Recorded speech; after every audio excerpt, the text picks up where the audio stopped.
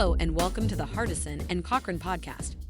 In today's episode, North Carolina Workers' Compensation Board-Certified Specialist Attorney Ben Cochran will be answering the question, can my phone be tapped if I file a workers' compensation claim in North Carolina?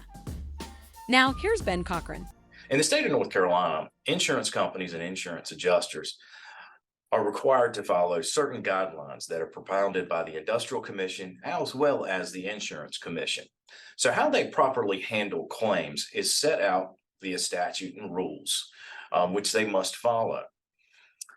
In regards to their communications with a claimant or an injured employee for workers' compensation, they must always advise them if they are going to record a conversation in regards to furthering investigation of the claim.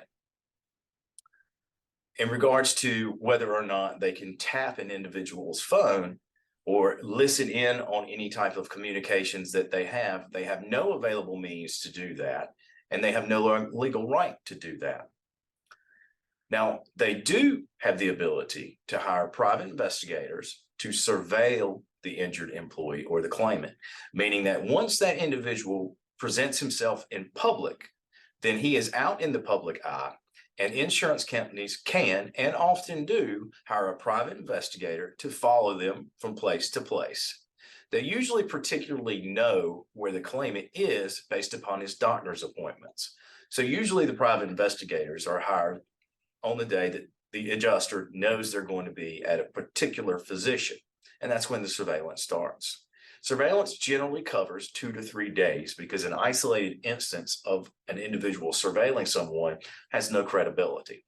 So generally, you will see one of these types of vehicles that are following you around through your neighborhood to different types of locations, such as grocery stores, different things like that. So if you believe that someone's following you, and others may believe that you're mistaken, it still is possible that you are under surveillance. The best way to handle that would be to notify the authorities in order to let them know that you feel like someone is following you.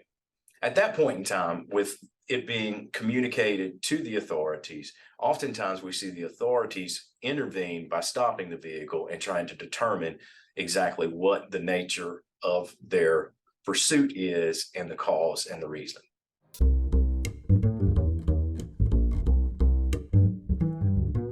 Thank you for listening to the Hardison and Cochran podcast. If you have any questions, feel free to contact the firm through their website at lawyernc.com. Once again, that's lawyernc.com. We hope you have a great day. Listening to this podcast does not create an attorney-client relationship between you and Hardison and Cochran. Hardison and Cochran does not accept new clients until obtaining a signed agreement. This podcast is for informational purposes only and should not be intended or taken as legal advice. If you have a legal matter, contact a licensed attorney in your state about your specific set of circumstances.